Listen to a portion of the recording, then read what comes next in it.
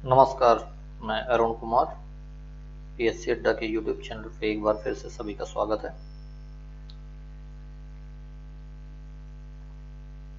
कैसे हैं आप लोग? उम्मीद करता हूँ कि आप लोग अच्छे होंगे और आयोग जो अभी तक हम लोगों ने पढ़ा है वो आप लोग बहुत अच्छे से समझ पा रहे होंगे। पूरा का पूरा जो भी अभी तक, आज ये हमारी आखिरी क्लास है। पहले भी मैंने एक बार बोल दिया था आपको आखिरी क्लास, लेकिन एक क्लास हमसे छूट गई थी। मध्य प्रदेश का जो खाद्य संरक्षण आयोग था वो मैं कल से फिर ले रहा हूँ, तो आज ये मेरी आखिरी क्लास है आयोग की। ठीक है, और अभी तक हम लोगों ने जितना क्लास में पढ़ा है, उम्मीद करता हूँ कि मैं सारी बातें आप लोगों को अच्छे से समझा पाया हूँगा। अगर कोई भी ऐसी चीज़ है जो आप लोगों को अभी नहीं समझ में आई है तो आप लोग हमें कमेंट सेक्शन में कमेंट करके बता सकते हैं। 9:15 हो गए हैं और आपको पता है कि ये समय है आयोग का। मैं आयोग की क्लास इसी समय पे लेता हूँ। ठीक है, तो फटाफट एक तो चैनल से जुड़ जाइए आप लोग, और जितने लोग अभी जुड़ गए हैं वो जो चैनल की लिंक है उसको ज़्यादा से ज़्यादा लोगों तक शेयर कर दीजिए और ये काम फटाफट कर दीजिए। आज इम्पोर्टेंट क्लास है और आज आयोग से संबंधित आखिरी क्लास है। कल हमने मध्य प्रदेश के खाद्य संरक्षण आयोग में कुछ चीज़ें देख ली थी और आज उससे संबंधित जो चीज़ें बची हुई हैं उसको हम चर्चा करेंगे, और उससे जुड़ी हुई जो अन्य चीज़ें हैं जो खाद्य संरक्षण के संबंध में पूछी जा सकती हैं उसके संबंध में भी हम आज बात करेंगे। तो फटाफट ये काम कर लीजिए, अगले 1 मिनट के अंदर चैनल की लिंक को ज़्यादा से ज़्यादा लोगों तक शेयर कीजिए, उसके बाद हम टॉपिक को शुरू करेंगे।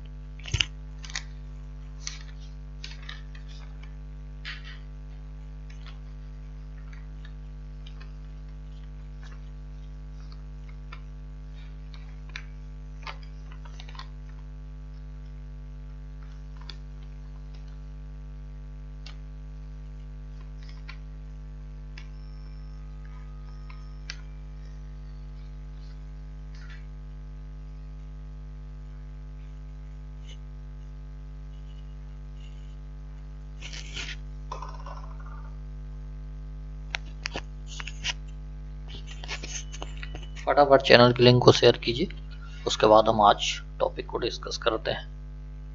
ज़्यादा से ज़्यादा लोगों को जोड़िए, आज इंपॉर्टेंट क्लास है और आज आखिरी क्लास भी है इसलिए भी।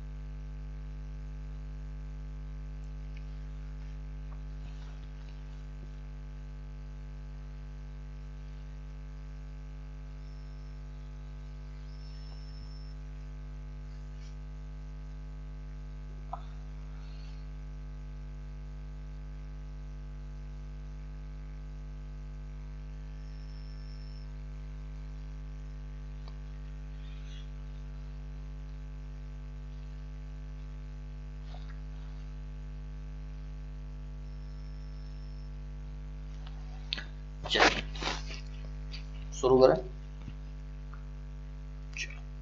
हमारा जो टॉपिक है वो है मध्य प्रदेश का खाद्य संरक्षण आयोग।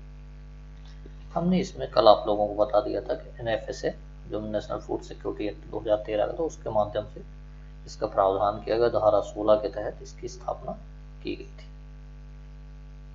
जो स्थापना डेट है वो 11 अप्रैल 2017 है। किसकी है? एमपी फूड कमीशन की।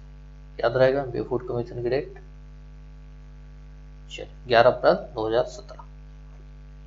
21 जुलाई 2017 से इसने काम करना प्रारंभ कर दिया। ठीक है, तो जो कार्यालय है भोपाल में है, ये बात हमने कल बता दी थी। उद्देश्य भी हमने बता दिया था कि पर्याप्त मात्रा में गुणवत्तापूर्ण उचित मूल्य पर खाद्य जो है वो पोषण के साथ उपलब्ध हो, ये उद्देश्य था। काफी ब्रॉड विजन के साथ ये लाया गया। संरचना मैंने बता दी, एक अध्यक्ष, 5 अन्य सदस्य होने चाहिए, जिनमें से 2 महिलाओं का होना आवश्यक है। एक काम करने के लिए प्रशासनिक अधिकारी सचिव के रूप में, और ध्यान रखना आयोग के सदस्य SC/ST वर्ग का होना आवश्यक है। योग्यता मैंने बता दी थे, बाल स्वास्थ्य सिविल सेवा, जिन्हें कृषि क्षेत्र में पोषण स्वास्थ्य खाद्य संबंधी लोक प्रशासन का अनुभव हो, वो इसमें अध्यक्ष या सदस्य के रूप में निर्वाचित हो सकते हैं या बनाए जा सकते हैं। नियुक्ति के संबंध में मैंने कल बताया आपको कि जो नियुक्ति है वो मध्य प्रदेश की राज्य सरकार करेगी, और जो वेतन भत्ते हैं उनका निर्धारण भी राज्य सरकार करेगी। कार्यकाल के विषय में हमने बता दिया कल, 5-65, 5 वर्ष या तो 65 वर्ष। ठीक है, याद रहे, दोबारा नियुक्ति नहीं होगी, सबसे इंपॉर्टेंट बात है, ये आपको स्टार मार्क करना है। त्याग पत्र की सूचना किसे देगा? राज्य सरकार को। इसके अलावा अध्यक्ष और सदस्य किस बेस पे हटाया जा सकता है? तो कदाचार के बेस पे, जब सुप्रीम कोर्ट जांच कर ले, मानसिक रूप से अस्वस्थ, कर्तव्य का पालन न करना, दिवालिया घोषित होना, पद का दुरुपयोग। वार्षिक रिपोर्ट किसे देगी? राज्य सरकार को। और राज्य सरकार रिपोर्ट को क्या करेगी? विधानसभा में रखवाएगी। हमने ये भी बताया था कि डॉक्टर शकुंतला हरक सिंह है, जलीय कृषि और खाद्य प्रणाली पर काम करते हुए विश्व खाद्य पुरस्कार 2021 इन्हें मिला। ये बहुत इंपॉर्टेंट नाम है, शकुंतला हरक सिंह का। ठीक है, अब आज हम लोग कार्य से शुरू करेंगे। क्या फंक्शन है राज्य जो है ये मध्य प्रदेश के खाद्य आयोग का। ठीक है, तैयार है हम लोग? कल जो हमने पढ़ा है उस पर कोई किसी को डाउट या कोई आप लोगों के सवाल या आपका कोई भी डाउट हो तो आप हमें कमेंट सेक्शन में कमेंट करके बता दीजिए। उसके बाद हम फंक्शन को देखते हैं।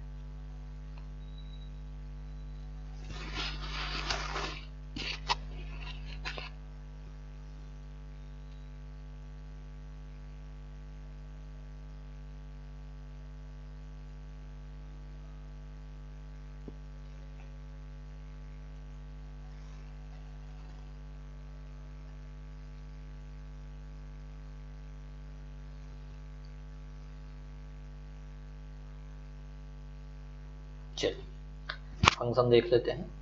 पहला जो काम है राष्ट्रीय खाद्य मध्य प्रदेश खाद्य आयोग का राष्ट्रीय खाद्य सुरक्षा अधिनियम NFSA national food security act 2013 के कार्यों का मूल्यांकन करना। जो भी काम दिए गए हैं इस अधिनियम को, उसका मूल्यांकन करना, समय समय पे एनालिसिस करना कि वो काम समय पे या सही तरीके से हो रहे हैं या नहीं हो रहे हैं। NFSA ध्यान रखना 2013। चलिए दूसरा इनका फंक्शन क्या है? अधिनियम मतलब एक्ट को प्रभावशाली, ज्यादा इफेक्टिव बनाने के लिए क्या करना है? राज्य सरकार को सलाह देना है। ठीक है, तो एडवाइजरी बॉडी भी है ये एक प्रकार की, है ना, कि 2013 जो हमारा एक्ट है उसको ज्यादा प्रभावी कैसे बनाया जाए, ज्यादा प्रभावी कैसे बनाया जाए उस संबंध में भी सलाह देने का काम राज्य सरकार को कौन करेगा? फूड आयोग करेगा मध्य प्रदेश का। ठीक है, चलिए अधिनियम के उल्लंघन, अगर इस अधिनियम में जो भी बातें की गई हैं, जैसे 5 किलोग्राम केजी पर व्यक्ति पर पर्सन पर मंथ, है ना, इतना अनाज दिया जाता है। 3 रुपए 2 रुपए 1 रुपए का कॉन्सेप्ट है चावल गेहूं और मोटे अनाज का। अगर आपको कोई ऐसी बात पता चलती है आयोग को कि भाई इस अधिनियम में ऐसी बात की गई और पता चले कि कोई खाद्य कंट्रोल बोर्ड जो कंट्रोल होता है, दुकान होती है राशन की, वहाँ पता चले कि 10 रुपए किलो दे रहा, तो ऐसे जो मामले हैं, कोई उल्लंघन का मामला हो नियम से, तो उसकी शिकायत अगर हुई हो तो उसकी जांच करने का अधिकार किसके पास है? वो है मध्य प्रदेश के खाद्य आयोग के पास। ठीक है, क्लियर है? चलिए जिला शिकायत निवारण अधिकारी के आदेशों के खिलाफ अपीलों की जो है सुनवाई करने का काम कौन करेगा? खाद्य आयोग करेगा। ठीक है,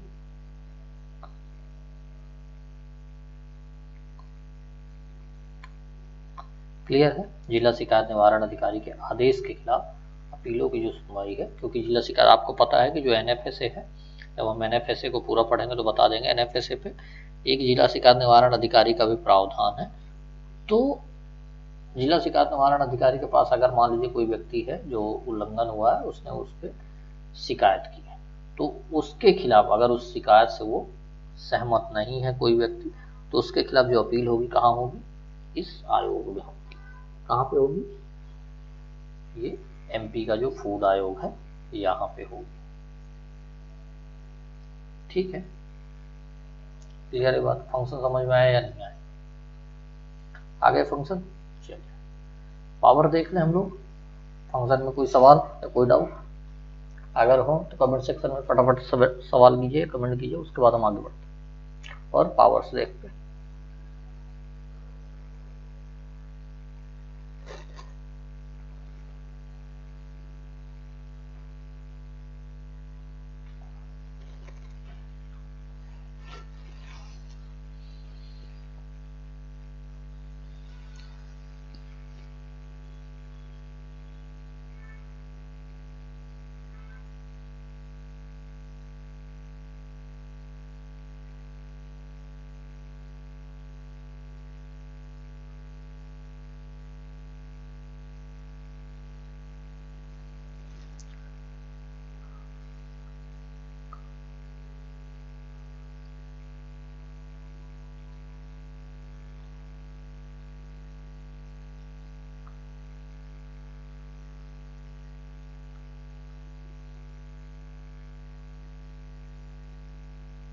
चले देखें, पावर्स देख लेते हैं।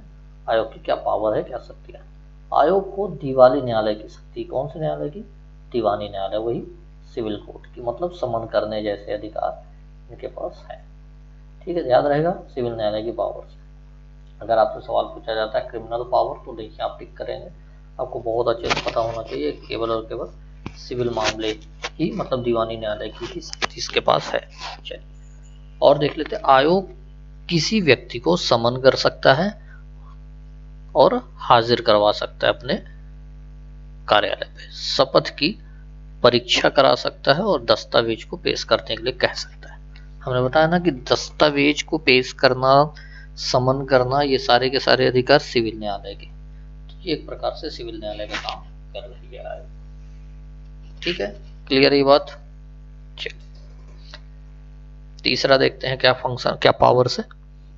शपथ पत्रों पर साक्ष्य ग्रहण करने की जो पावर है ना, शपथ में जो भी लिखा होगा उसका साक्ष्य जो है ग्रहण करने की पावर किनके पास है, आयोग के पास, एमपी खाद्य आयोग के पास।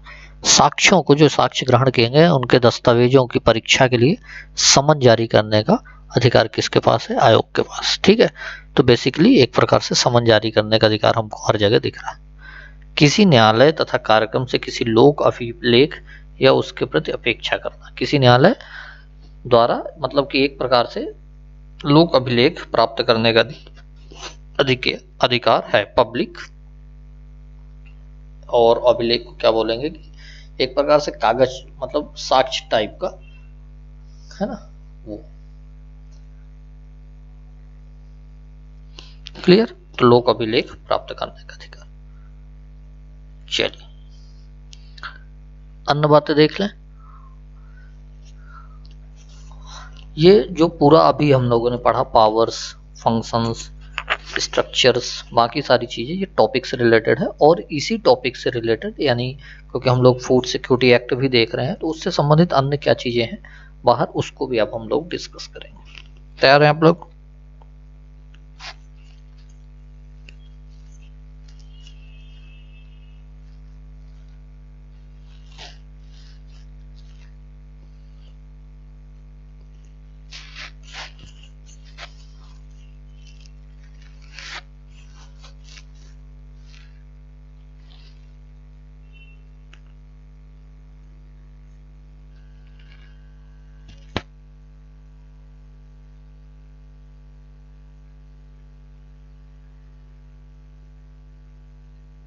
चलो अब हम अगली चीजें देख लेते हैं इसी फूड से संबंधित। भारतीय खाद्य निगम, एफसीआई जिसको हम जानते हैं ना, food corporation of India. FCI का फुल फॉर्म क्या है, food corporation of India, FCI बोलते हैं, इसकी एग्जाम भी होती है बीच बीच में। तो फूड कॉरपोरेशन ऑफ इंडिया के विषय में देख लेते हैं। इसकी स्थापना बहुत अच्छे से याद रखना, ये GS के लिहाज से भी अच्छा है, महत्वपूर्ण चीज है, और साथ ही साथ आयोग के लिहाज से तो है। 14 जनवरी 1965 भारतीय खाद्य निगम अधिनियम 1964 के तहत जो स्थापना हुई FCI की, वो 14 जनवरी 1965 को हुई। कब हुई? 14 जनवरी 1965 को। याद रहेगा आप लोगों को, FCI अगर आपसे पूछा जाता है कि कब स्थापना हुई तो क्या टिक करेंगे? 14 जनवरी 1965। याद है? चलो, अगर आपसे हेडक्वार्टर पूछता है तो बहुत स्वाभाविक है नई दिल्ली, और अगर आपसे वर्तमान अध्यक्ष पूछ ले तो आतिश चंद्रा, याद रखना है आपको, आतिश चंद्रा। चलिए थोड़े से क्वेश्चन आंसर सेशन देख लेते हैं। हम आपसे एक सवाल ये पूछ रहे हैं कि जो वर्तमान में राष्ट्रीय मानव अधिकार आयोग के अध्यक्ष हैं वो कौन है? वर्तमान में राष्ट्रीय मानव अधिकार आयोग के अध्यक्ष का नाम बताना है। कमेंट सेक्शन में फटाफट कमेंट कीजिए, राष्ट्रीय मानव अधिकार आयोग के अध्यक्ष बताइए।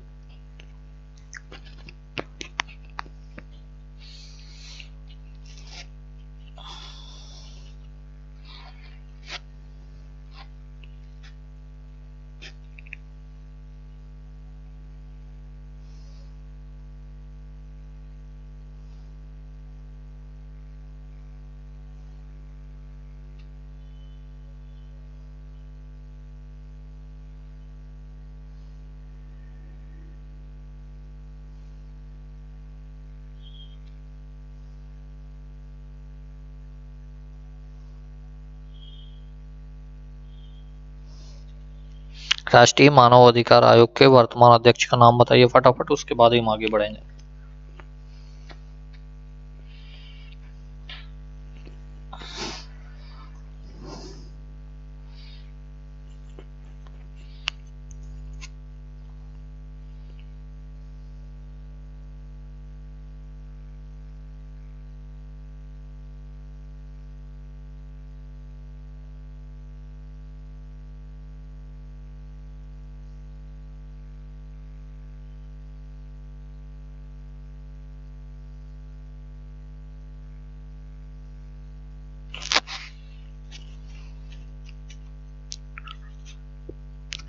चलिए आप लोग आंसर करिए, तब तक हम आगे बढ़ते हैं। आपके आंसर में देखता रहूंगा। महत्वपूर्ण जो भी अदर फैक्ट है उस संबंध में बात करते हैं। क्या इंपॉर्टेंट अन्य बातें हैं इस एक्ट से संबंधित या इससे जुड़ी। सबसे पहले भारत में तो राष्ट्रीय खाद्य सुरक्षा अधिनियम 2013 का, साथ ही साथ मध्य प्रदेश में खाद्य सुरक्षा नियम है 2017 का। तो ये नियम तो है लेकिन 2017 का है, ये बात आपको याद रखनी है। राष्ट्रीय खाद्य सुरक्षा अधिनियम कब का है? 2013 का है। ठीक है, तो इसी नियम से प्रेरित होकर या अधिनियम से प्रेरित होकर मध्य प्रदेश खाद्य सुरक्षा नियम बनाया गया और नियम है 2017 का। ठीक है,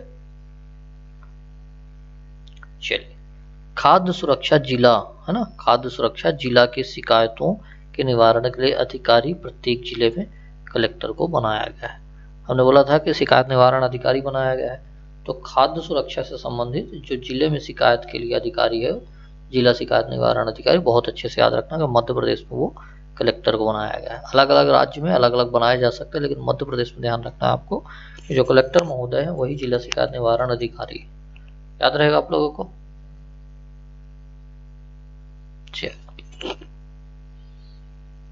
हमने पहले ही बताया कि मध्य प्रदेश का जो खाद्य आयोग है उसके पास कैसी शक्ति है? सिविल न्यायालय की शक्ति। याद रहेगा आपको, सिविल न्यायालय की शक्ति किसके पास है? मध्य प्रदेश के खाद्य आयोग के पास।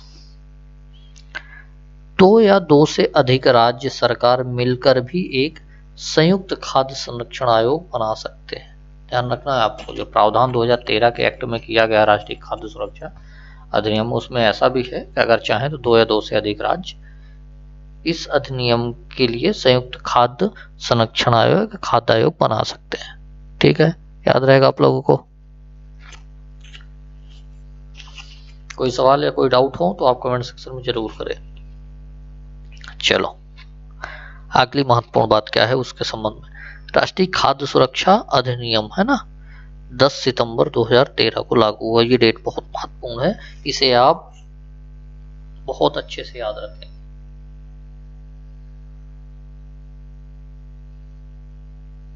ठीक है, कब लागू हुआ ये राष्ट्रीय खाद्य सुरक्षा अधिनियम? 10 सितंबर 2013। है ना। अच्छा एक चीज और, हमने एक आयोग बोला था, आयोग की डेट अलग है और इस खाद्य सुरक्षा एक्ट के लागू होने की डेट अलग है। एक बार मैं फिर से बता देता हूं, ये देखिए यहाँ पे अच्छे से समझिएगा, दोनों में अंतर। हमने बोला कि खाद्य मध्य प्रदेश का खाद्य आयोग है, उसकी स्थापना कब हुई है, तो वो आपको 11 अप्रैल 2017 याद रखनी है। अगर कोई पूछ ले कि मध्य प्रदेश में ये खाद्य सॉरी राष्ट्रीय खाद्य सुरक्षा अधिनियम कब लागू हुआ, तो ये 2013 का है, ये भारत में 10 सितंबर 2013 को लागू हुआ। दोनों में अंतर है, याद रहेगा आप लोगों को कि नहीं, समझ में आया है नहीं। 11 अप्रैल 2017 खाद्य आयोग, मध्य प्रदेश खाद्य आयोग की स्थापना डेट है, लेकिन अगर एक्ट को लागू होने की बात की जाए तो 10 सितंबर 2013 को लागू हुआ। ठीक है, याद रहेगा। चलो आगे बढ़े, अगली बात है, भारत में राशन की व्यवस्था 1940 से हुई, मतलब 1940 जब भारत आजाद नहीं हुआ था उस समय से ही भारत में जो है राशन की व्यवस्था की जाने लगी थी। ठीक है, क्लियर बात। ध्यान रखना सबसे महत्वपूर्ण, जीएस के लिहाज से भी अच्छा है ये। विश्व खाद्य दिवस 16 अक्टूबर, ये बहुत पूछा जाता है, ये बहुत पूछा जाता है, इसको बहुत अच्छे से याद रखना। 16 अक्टूबर कौन सा दिन है। और एक चीज मैं और बता दूं, एमपीपीएससी हर साल एक या दो क्वेश्चन ऐसे जरूर होते हैं, आप कोई भी पेपर प्रीवियस उठा के देख लीजिए, एक या दो क्वेश्चन ऐसे होते हैं जहां पे डेट से क्वेश्चन पूछे जाते हैं, यानी किस डेट पे कौन सा दिवस मनाया जाता है ना। तो विश्व खाद्य दिवस आपसे अगर पूछा जाए तो आपको बहुत अच्छे से याद रखना 16 अक्टूबर। विश्व खाद्य सुरक्षा दिवस तो 7 जून, खाद्य सुरक्षा दिवस तो 7 जून, विश्व खाद्य दिवस तो 16 अक्टूबर, है ना। केंद्रीय खाद्य प्रौद्योगिकी संस्थान अनुसंधान संस्थान कहाँ पे है, तो याद रखेंगे मैसूर में। कहाँ पे है, मैसूर में। कौन सा, केंद्रीय खाद्य प्रौद्योगिकी अनुसंधान संस्थान कहाँ पे रहेगा, मैसूर में। क्लियर है ये बात, क्लियर है।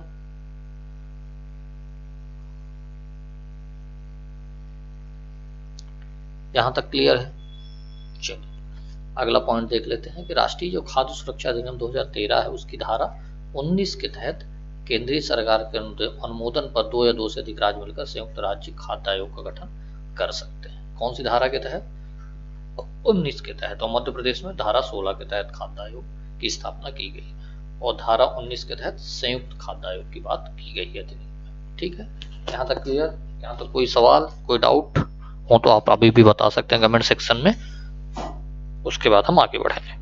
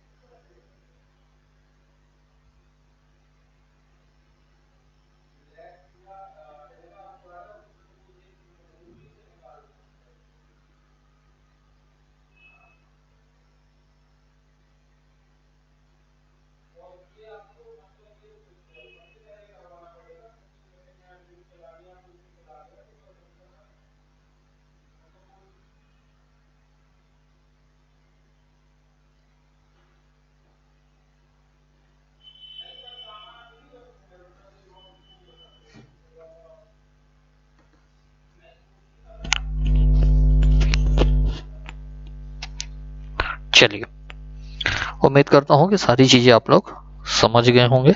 आगे बढ़ते हैं, और अब हम जो देखेंगे वो मैंने पहले ही बताया था कि आपको थोड़ा सा मैं राष्ट्रीय खाद्य सुरक्षा अधिनियम 2013 के संबंध में जरूर बातें बताऊंगा। क्या है ये एक्ट, कैसे बना, क्यों बना, क्या क्या प्रावधान है, आपको याद रखना। पहली बात जो सबसे महत्वपूर्ण है, हमने पहले बताया 10 सितंबर 2013 को राष्ट्रीय खाद्य सुरक्षा अधिनियम भारत में लागू हो गया, है ना। इसका उद्देश्य ये है कि देश की 67% आबादी को सही मूल्यों पर गुणवत्तापूर्ण खाद्यान्न पर्याप्त मात्रा में उपलब्ध कराना है, इसका मुख्य उद्देश्य है। ठीक है, 67% आबादी को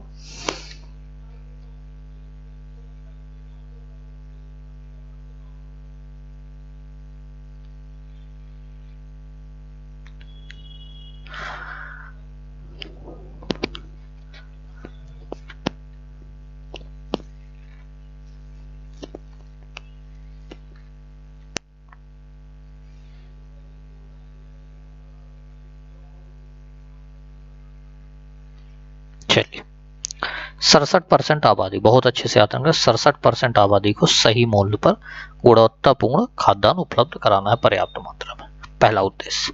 दूसरा, देश के 75% ग्रामीण आबादी को, अब ये 67% में हो क्या रहा है, 75% ग्रामीण आबादी को तथा देश के 50% शहरी आबादी को कवर किया गया है, इसीलिए मिला के दोनों 67% हो जाते हैं।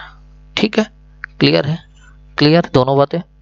चलो, 50% आबादी को शहरी और 75% ग्रामीण आबादी को कवर किया गया, कुल मिला के 2067% आबादी को क्लियर किया गया, इसमें कवर किया गया। ठीक है, अगली बात, अंत्योदय अन्न योजना।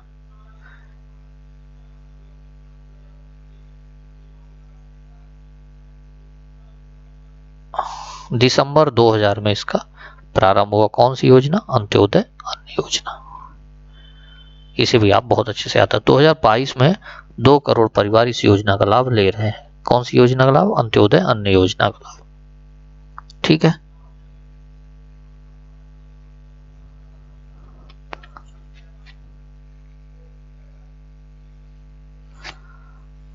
दिसंबर 2000 में अंत्योदय अन्न योजना लागू हुई। 2022 में 2 करोड़ परिवार को इस योजना का लाभ ले रहे हैं अभी तक। ठीक है, चलिए, कौन सी योजना, अंत्योदय अन्न योजना। अगली बात, सरकार द्वारा सार्वजनिक वितरण प्रणाली पीडीएस, जिसको पब्लिक डिस्ट्रीब्यूशन सिस्टम बोलते हैं, पीडीएस प्रणाली के तहत वर्तमान प्रणाली को 1 जुलाई 1979 से लागू किया गया। ये जो पीडीएस, अगर आपसे पूछा जाए कि पीडीएस कब से लागू हुआ, सार्वजनिक वितरण प्रणाली भारत में, तो बहुत अच्छे से याद रखने कि 1 जुलाई 1979 से भारत में लागू हो गया। ठीक है,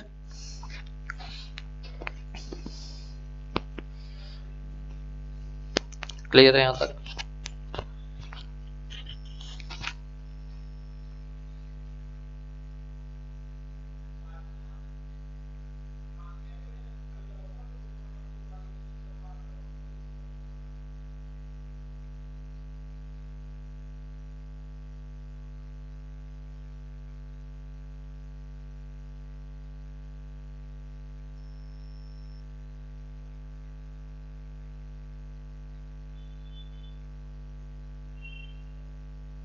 चलो,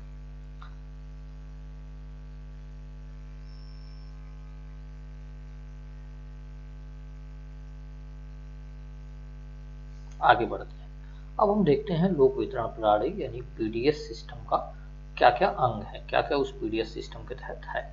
एक तो ये है उपभोक्ता सहकारिता। सहकारिता का मतलब होता है सहयोग के साथ कई लोगों को मिलकर, और उपभोक्ता सहकारिता। ठीक है, अन्य सहकारी संचालनालय समितियां इसमें काम करती हैं। तीसरा जो है अंग, इसका उचित मूल्य की राशन की दुकान है, जिसको हम कंट्रोल कहते हैं, कंट्रोल की दुकान है ना, तो ये उचित मूल्य। और मिट्टी तेल के विक्रेता, जिसको हम कैरोसिन बोलते हैं, उसको भी जो है शामिल किया गया। ठीक है,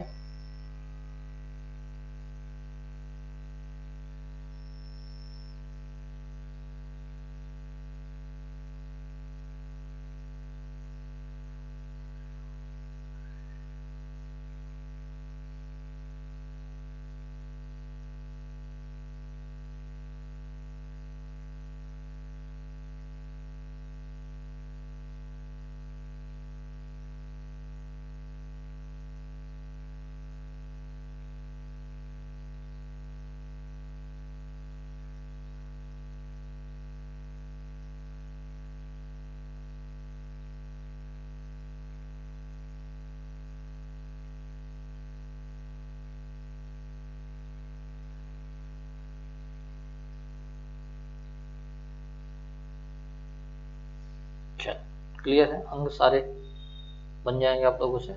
अब खाद्य सुरक्षा एवं मानक प्राधिकरण फसाई, जिसको हम बोलते हैं फसाई, food safety and standard authority of India, कोई भी दुकान हो फूड से संबंधित तो सबको ये फसाई का जो है आपको एक रजिस्ट्रेशन जरूर करवाना पड़ता है, ये आपको पता होगा।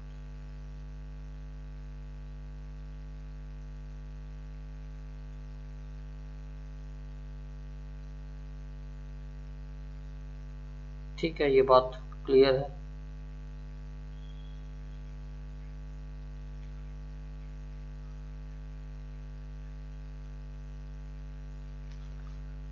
चलिए, अभी तक कोई सवाल है, कोई डाउट हो तो आप पूछ लीजिए, फिर उसके बाद हम फसाई को पढ़ते हैं।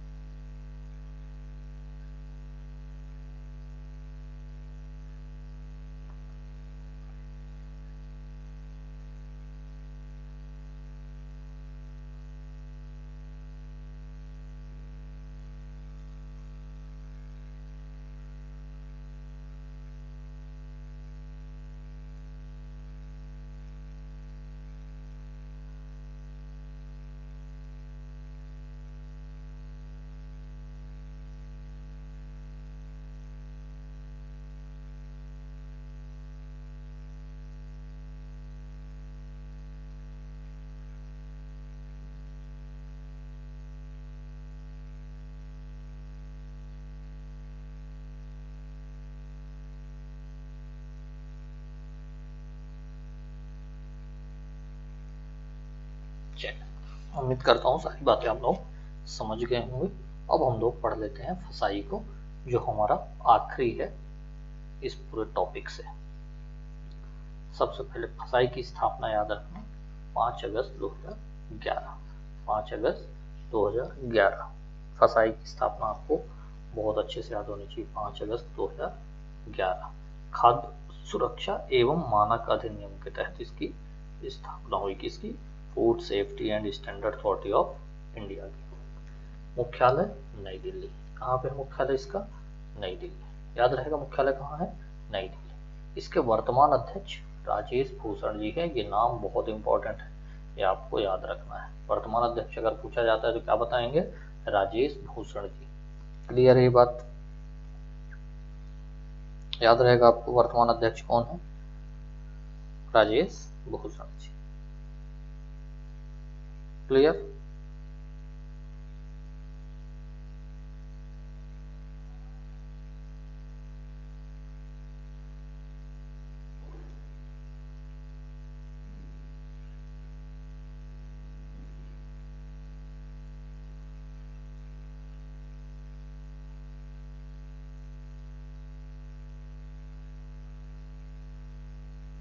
ठीक है, मुख्यालय कहाँ पूछेगा? अगर पूछा जाता तो क्या बताएंगे? नई दिल्ली। कब स्थापना हुई? 5 अगस्त 2013 को। वर्तमान अध्यक्ष राजेश भूषण। चलिए अगली बात देखते हैं। फसाई के द्वारा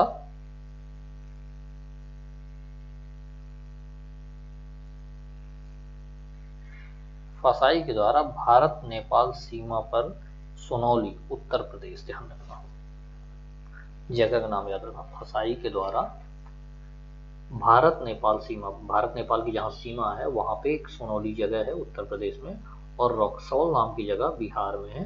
2 खाद्य प्रयोगशाला स्थापित की गई। तो अगर आपसे खाद्य प्रयोगशाला पूछ लिया जाए कि मध्य प्रदेश भारत में कहाँ पे है 2 जगह, तो एक सोनौली जगह है उत्तर प्रदेश की और एक रक्सौल जगह है बिहार की, जहाँ पे खाद्य प्रयोगशाला स्थापित की गई है भारत में। ठीक है, याद रहेगा आपको।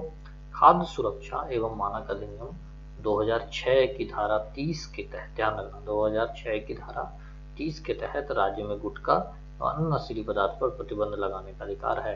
बीच में आपको पता चला है कि जब कोविड काल आया था तो भारत मध्य प्रदेश में जो है गुटखा पर प्रतिबंध लगा दिया गया था, तभी था। राष्ट्रीय आपको पता होगा कि 100 रुपए की चीज को जिनको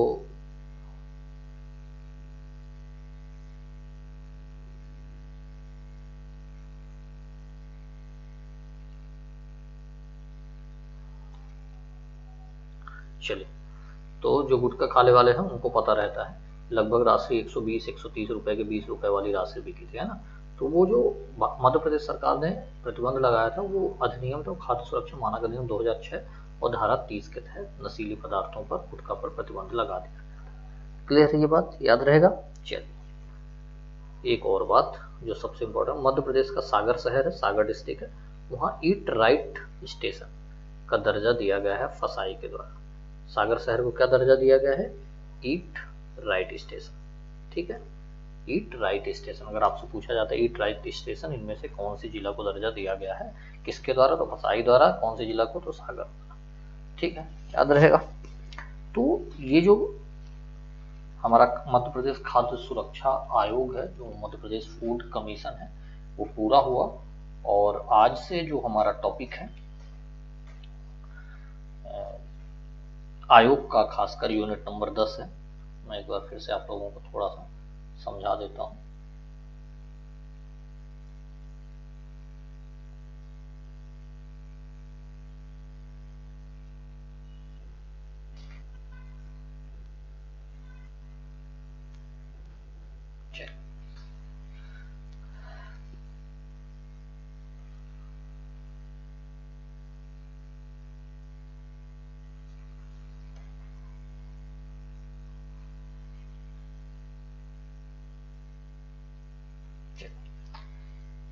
हमारा यूनिट नंबर जो 10 है उसमें डिफाइंड 18, इसके अलावा आदि के रूप में लिखा था। तो लगभग हमने ये पूरे के पूरे जितने भी हमारे आयोग थे जो लिखे हुए हैं, और इसके अलावा भी जो आदि के रूप में आयोग हो सकते थे, हमने लगभग 27-28 आयोग पढ़े हैं टोटल, है ना। बहुत अच्छे से आयोग को हमने डिस्कस किया। इस पूरे एक महीने के अंदर हम लोगों ने पूरा का पूरा जो यूनिट है उसको अच्छे से कर लिया।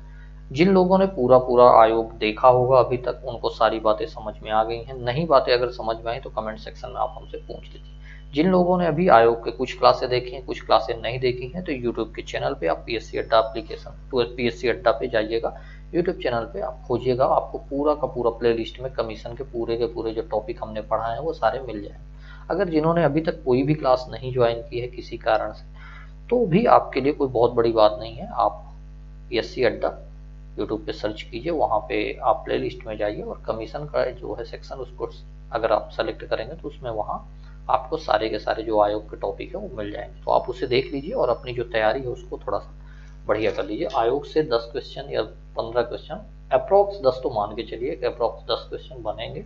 और अगर 10 क्वेश्चन को हमने बहुत अच्छे से इस पूरी क्लास को, एक महीने की क्लास को 45-50 मिनट के लेक्चर होते हैं, तो ज़्यादा नहीं है, ठीक है। मुश्किल से एक दिन का काम है, अगर एक दिन भी चाहेंगे तो लगातार आप देखेंगे तो पूरा का पूरा आयोग निपट जाएगा और आप अपने 10 नंबर श्योर कर सकते हैं, ठीक है। तो ये तो इन्फॉर्मेशन है जो मैंने आपको दे दी है। इसके अलावा हमारी टेस्ट सीरीज मेंस की चल रही है 2021 की, मैंने कई बार बताया है, आप उसे परचेस कर लीजिए। टेस्ट सीरीज के सेक्शन में जाकर पीएससी एप्लीकेशन डाउनलोड करिए। इसके अलावा 2022 के लिए भी प्रीलिम्स की जो है ऑनलाइन टेस्ट सीरीज चल रही है, आप उसे भी टेस्ट सीरीज के सेक्शन में पीएससी एप्लीकेशन पे जाके परचेस कर सकते हैं। आज की क्लास कैसी लगी है आप हमें जरूर कमेंट करके बताएं। इसके अलावा पूरा का पूरा जो आयोग हमने पढ़ाया है, जो आपने पढ़ा है, वो कैसा लगा है, उस संबंध में आपको हमको कमेंट करके जरूर बताना है। क्लास कैसी लगी है आज की वीडियो को जरूर लाइक कीजिए, कमेंट कीजिए, शेयर कीजिए, और अगर अभी तक चैनल को सब्सक्राइब नहीं किया तो चैनल को सब्सक्राइब कीजिए, ताकि क्लास संबंधी जो नोटिफिकेशन है आपको मिलता रहे।